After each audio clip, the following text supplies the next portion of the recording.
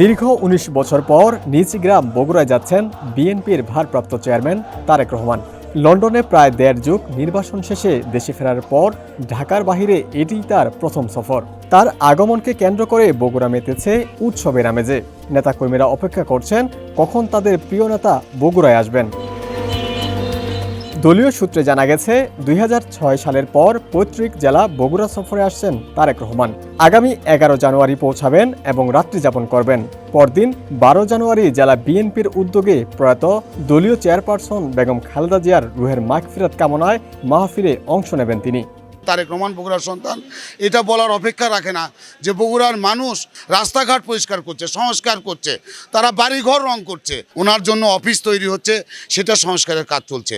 আমাদের ঘরের সন্তান ঘরে ফিরবে, বগুড়ার মানুষ এটি শুনবার পরে বগুড়ার মানুষ আনন্দিত এবং উল্লাসিত। উনি তার পিতৃভূমি বগুড়াতে পদার্পণ ঘটাবেন। আমরা মনে করি এটি বগুড়াবাসীর দীর্ঘদিনের আশা আকাঙ্ক্ষার প্রতিফলন।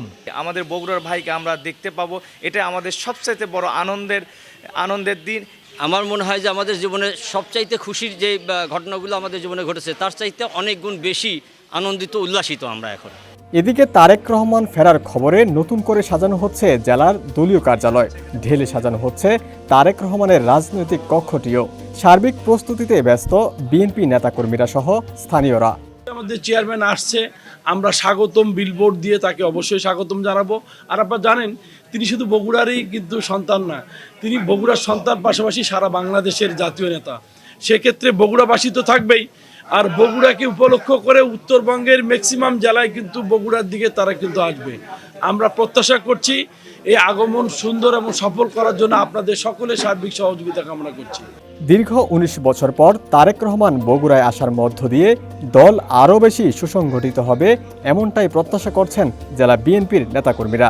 এরপর ১৩ জানুয়ারি বগুড়া থেকে সড়কপথে রংপুরে যাবেন। সেখানে জুলাই শহীদ আবু সাইদের কবর জিয়ারত করবেন তারেক রহমান।